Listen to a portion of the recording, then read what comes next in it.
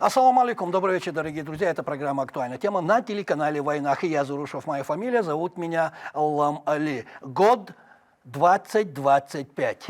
Каким он будет? Какие прогнозы? Понимаю, прогнозы неблагодарное дело, но и все-таки. Вот об этом сегодня и постараемся поговорить с председателем Федерации профсоюзов Чеченской Республики Хусейном Салтыгереевым, с председателем Народного фронта в Чеченской Республике.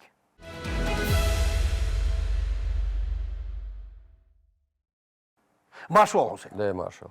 И сразу, переходя к нашему разговору, поздравляю вас с первым эфиром программы «Актуальная тема» в новом 2025 году. Вы первый эксперт. Вы открываете новый сезон. Баркал. И мы начинаем. Смотрите, если попытаться охарактеризовать уходящий, точнее ушедший уже год одним словом, каким оно будет? Ваше слово. Прошедший год был очень напряженный, очень насыщенный. И, конечно же, прошедший год в первую очередь и самое главное дал нам уверенность, что победа будет за нами, Всевышний с нами, и у нас есть все возможности, чтобы в этом году завершить начатые дела, ну и если появятся новые планы, интересно их тоже. Про Новый год мы еще поговорим. А слово каким будет ваше? Каким он был? Одним словом. Если подумать. Я думаю, что это все-таки, я бы сказал, осознание. Осознание того, что, я имею в виду окончательное осознание, что специальная военная операция – это дело не только тех, кто воюет на линии боевого соприкосновения. Это дело каждого гражданина Российской Федерации. Это дело каждого человека, который чувствует сопричастность со своей страной. Принимается.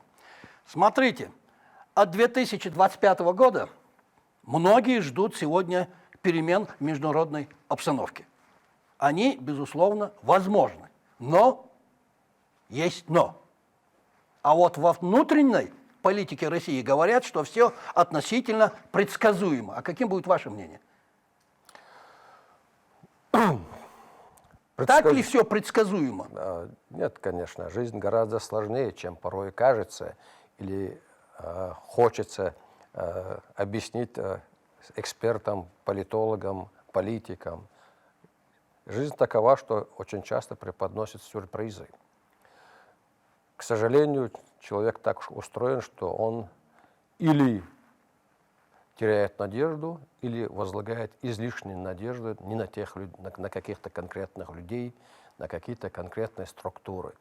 Конечно, надо надеяться, надо прилагать усилия, но изменения наверняка будут. Мы видим по итогам выборов, которые прошли в европейских странах, некоторых, которые там прошли в Америке. Какие-то будут изменения, но боюсь, что не будет каких-то кардинальных изменений. Дело в том, что какие-то в большинстве стран так называемые демократии, они отсутствуют, этой демократии, от выборов мало что зависит, от воли избирателя мало что зависит. И на тех странах, которые все время, все громче всех кричат про демократию, там напрочь отсутствует демократия, и люди, которые приводят к краху окончательному Европу и так далее, они также будут продолжать принимать решения. Конечно, появились более-менее адекватные политики. Вернулся Фице в Словакию, значит, в Венгрии Орбан более-менее вменяемый политик в том смысле, что пытается хоть что-то сделать в интересах своей страны. Ну, посмотрим, что скажет Вашингтонский обком и как они дальше будут действовать. И, конечно же, заявление кандидата в президента Трампа может в корне отличаться от действий Трампа, президента, который вступит в должность 20 января. То есть ждем после 20 января, что произойдет?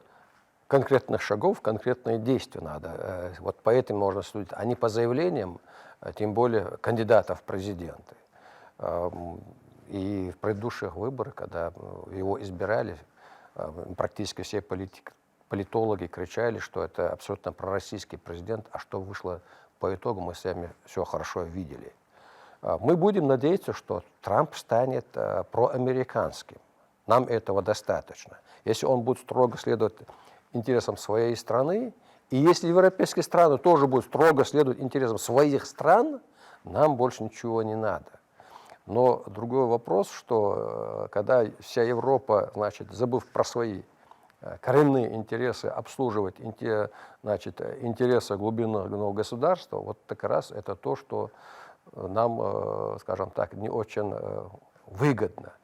Другой вопрос, при этом, при любом раскладе, если мы будем следовать строго своим интересам, наша страна, руководство страны, мы будем, значит, если и чиновники, и все будут строго выполнять то, что им поручено, а не выхолащивать указания президента страны, значит, если губернатор будет строго идти в интересы своих регионов и страны, как наш глава республики, герой России Рамзан Ахматович, тогда все внешние факторы, они станут второстепенными.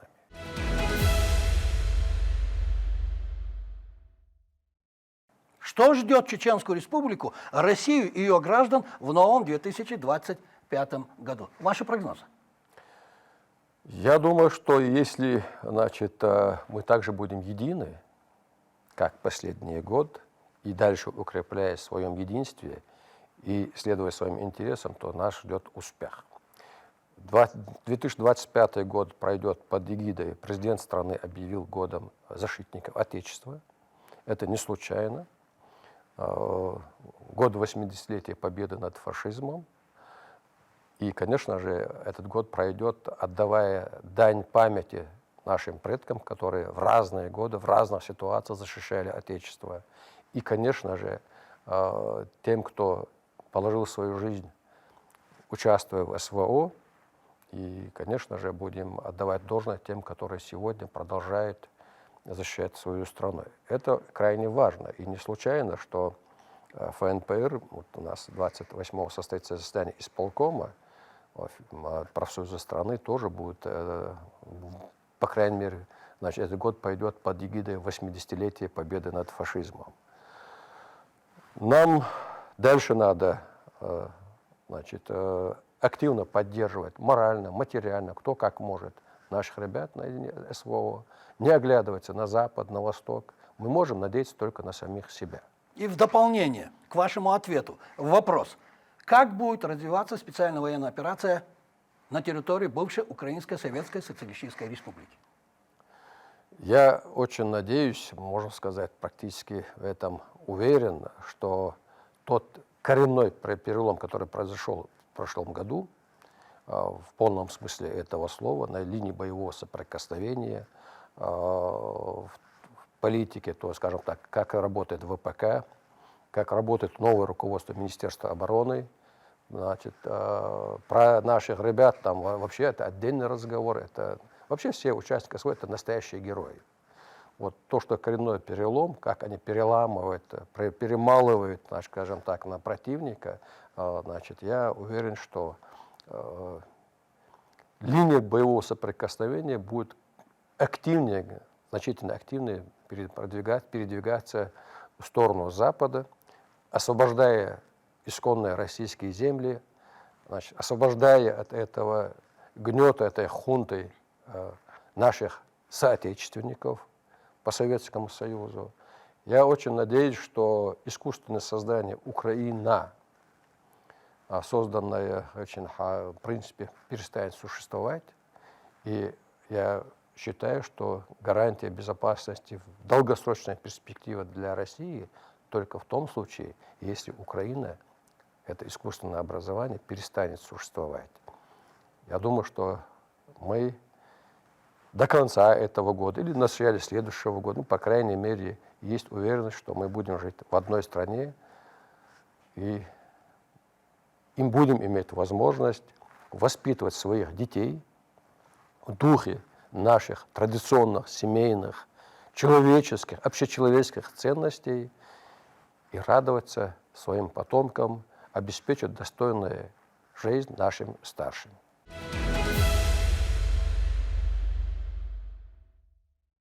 И вопрос о политике.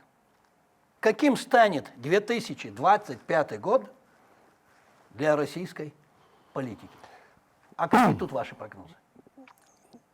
Ну, скажем так, до конца мая, наверное, мы будем жить как раз, больше будет 80-летие победы над фашизмом. Вот вторая половина 25 года и, наверное, до сентября 26 года в России произойдет бурный расцвет популизма. Бурный расцвет популизма со стороны так называемой системной оппозиции. Я говорю, имею в виду парламентские партии. Произойдет расцвет критиканства от тех, кто еще не успел убежать, но страстно стремится убежать или развалить нашу страну. И, конечно же, в этих условиях, конечно, будут парламентские партии, там, пытаясь получить больший процент, больше мест по Госдуме, 26-го предстоят выборы, они, конечно, будут предлагать, значит, проекты, которые нереализуемы сегодня и завтра. Они знают, что они не получат парламентское большинство, им не придется нести за это ответственность, если даже не примут такие решения. То есть, если пройдет их предложение, им реализовать не придется. Если не пройдет их предложение, они будут показывать пальцем на Единую Россию. Поэтому они будут предлагать, значит, не реальные улучшения, значит, меры, которые реально улучшают жизнь граждан, а вот невыполнимые, которые там максимально, сверхмаксимально будут предлагать. Хотя при этом должен отметить, что парламентские партии последние, с начала СВО, ведут себя более чем достойно, значит, поддерживая решения руководства страны, активно помогая участникам СВО, в этом вопросов нет, но популизм будет. Критиканство будет со стороны, значит, таких, которые беглых и так далее. Будет и критика. Будет критика в адрес и правительства, и президента вряд ли, не думаю, и в адрес партии «Единая Россия». Вот задача партии «Единая Россия», на мой взгляд, значит, вообще не обращать внимания на критиканство. Критику надо разделить там те моменты объективные, обоснованные, ну и необоснованные. На обоснованную критику надо реагировать правильно, вносить коррективы, поправлять свои программы. Но идеально не бывает ни у одной партии. Наверное, как что-то найдут и объективное тоже. А не объективно разъяснять и оппонентам, и избирателям, почему это не объективно, почему эта критика вроде бы там... То есть год 2025 в политике это будет год подготовки к выборам, которые должны состояться в 2026 году. Я вас правильно понял? Да, как минимум вторая половина 2025 года и до выборов 2026 года пойдет под эгидой предстоящих выборов.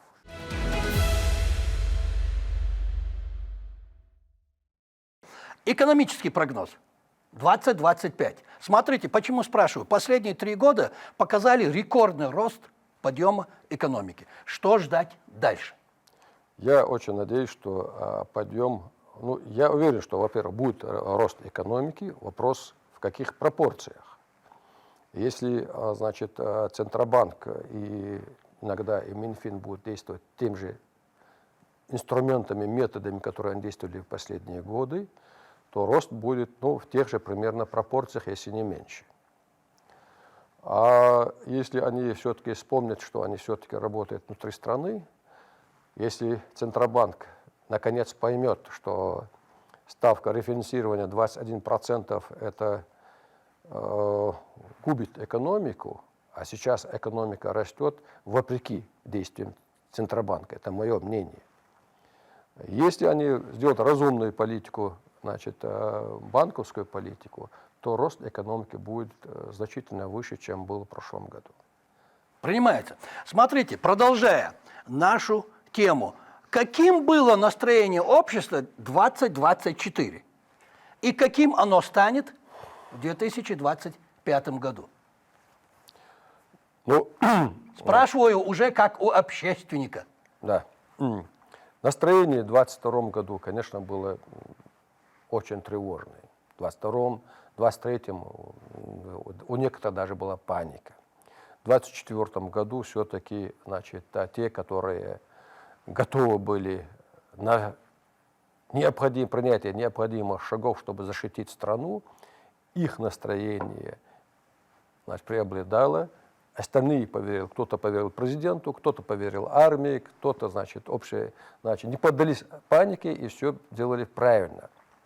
Значит, но тем не менее тревога не оставляла людей. В 2025 году, я думаю, что уже есть уверенность, что, значит, армия, которая сегодня показывает стабильные, там, хоть медленно, но наступательные действия, что это продолжится. Более того, в 2025 году надеются, что они более быстрыми темпами все это проведут. Ну, параллельно, конечно, присутствует и надежда, что, значит, сядут за стол переговоров, и нам все цели, объявленные до начала СВО, можно будет достичь за столом переговоров. Эта надежда никогда нас не покинет.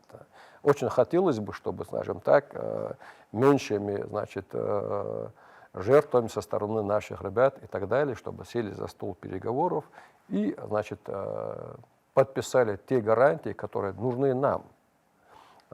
Хотя, с другой стороны, очень возникает вопрос, а чем эти гарантии, подписанные документы, будут отличаться от Минских соглашений, которые, как признались подписанты, что они специально подписали, чтобы тянуть время. Вот с этим, я думаю, что руководство страны это учтет. Так вот, это одна сторона. Другая сторона, в плане экономики, если вернуться, скажем так, чуть-чуть приземлиться. Все взаимосвязано. Да, учителя, врачи, вообще работники бюджетной сферы надеются, что 2025 год, в этом примет участие, конечно, активно и профсоюзы страны, Федерация независимых профсоюзов России.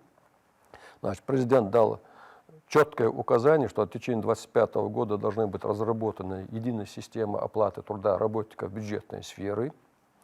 В 2026 году, значит, начнет реализация где-то пробной, потом полная реализация этих моментов. Почему это выделяю? Это крайне важный момент. Работники бюджетной сферы, они выполняют государственную функцию фактически. И они должны получать сопоставимую зарплату, независимо от того, в каком регионе находятся. Я считаю, что вообще их оплата труда должна зависеть только от условий проживания, там, крайний север и так далее, коэффициент должен быть. А все остальное это от лукавого. Не должны отличаться заработные платы работников бюджетной сферы, зависимыми от регионов, 5-6 раз. Это абсурд. Если мы одно государство, если работник выполняет одну государственную функцию, то оплата труда должна быть, если не одинакова, то сопоставимой. Это возможно только при условии, что федеральный центр установит единую систему оплаты труда и определит параметры заработной платы.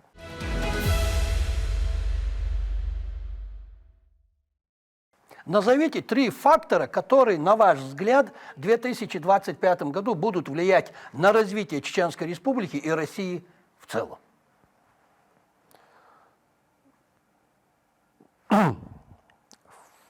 Первый фактор – каковы будут наши успехи на линии боевого соприкосновения. От этого будет зависеть очень многое, в том числе и насколько, скажем так, будет развиваться экономика и насколько с нами будут иметь желание договариваться, в том числе и по экономическим вопросам, в том числе и по вопросам санкций, принятых против нашей страны, абсолютно незаконно, необоснованно. Это самое важное, что будет зависеть. Естественно, значит, от действий финансовых, банковской сферы, властей, будет зависеть очень многое. И третье, с врагами все понятно нашей страны. Значит, очень много будет зависеть, насколько, значит, наше руководство страны, в том числе дипломатический корпус, разберется с теми странами. То есть есть друзья в Беларуси и враги, а вот с колеблющими странами, с кем дружить, с кем вести дело, а на кого нельзя положиться, если мы правильно определим, это тоже будет влиять на страну в целом. А в нашей республике у нас объявлен год города Грозный, год района имени нашего президента страны Путина. Я уверен, что этот год пройдет очень насыщенно, очень активно. И я уверен, что все, что задумал Рамзан Ахматович, будет реализовано. И в нашей республике все, иншаллах, будет хорошо. Поток туристов будет расти. Если те поручения главы государства будут реализованы правительством, а значит и повышение зарплаты работникам бюджетной сферы, это повлияет на покупательную способность большинства населения, повлияет и на предпринимательство, и другой момент. Более того, по поручению главы республики даже вот горячая линия так создана с тем, чтобы этим занимался председатель правительства, с тем, чтобы предприниматели в случае, если кто им создает препятствия, чтобы они могли позвонить, это тоже очень правильная вещь. Так что есть все шансы у нашей республики сделать очередной шаг развития. Конечно, не перестают удивляться наши гости, посетители и туристы, как меняется наша республика. Я думаю, что они и в этом году, и в будущие годы будут продолжать удивляться.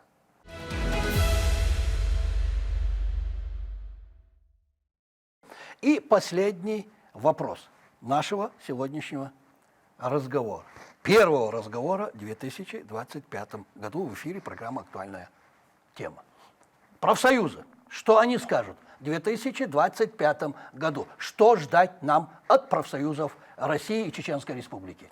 Я подчеркну. Да, мы часть российских профсоюзов. Это, значит, я уже говорил в начале, что я уже как член исполкома Федерации независимых профсоюзов России документами знаком, мы, значит, обязательно рассмотрим на ближайшем заседании исполкома вопрос о праздновании 80-летия победы над фашизмом. Это будет главная тема, значит, профсоюзов республик. А вот какие мероприятия, как это будет проходить, это детально будем обсуждать в ходе заседания исполкома и в последующих комитет солидарных действий, который должен разработать конкретный план действий в этом году. Конечно же, мы активно продолжим отслеживать, мониторить, как выполняется трудовое законодательство во всех, в полном смысле этого слова, охрана труда, значит, вопрос оплаты труда и так далее. Значит, последние годы очень активно, значит, очень скрупулезно отслеживается, как работает система социального партнерства в регионах, на федеральном уровне, там, в регионах. Мы все эти годы были в числе лучших, как правило, лидерами по всем этим параметрам. Это будет продолжено. Более того, этот год мы активно, вот, один из главных моментов, как раз работа с властями, значит, участие в разработке единой системы оплаты, значит, работников системы здравоохранения, образования, культуры. Вот как раз это для нас очень важный момент в этом году, если что-то одно выделить. Какого успеха добьемся, это будет зависеть много в будущем. Ну, в конце 2025 года в этой студии программы «Актуальная тема» мы поговорим, каким был 2025 год. Согласны? Да. Договорились. Спасибо. Спасибо, что пришли, ответили на наши вопросы, высказали свое мнение и дали прогнозы на год 2025. Удачи!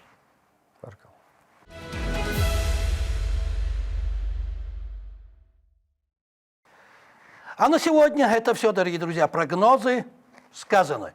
Сбудется, не сбудется, время покажет. Это была программа «Актуальная тема» на телеканале «В войнах». И председатель Федерации профсоюза Чеченской Республики Хусейн Салтыгириев, сопредседатель Народного фронта Чеченской Республики. И самое главное, не болейте, будьте здоровы.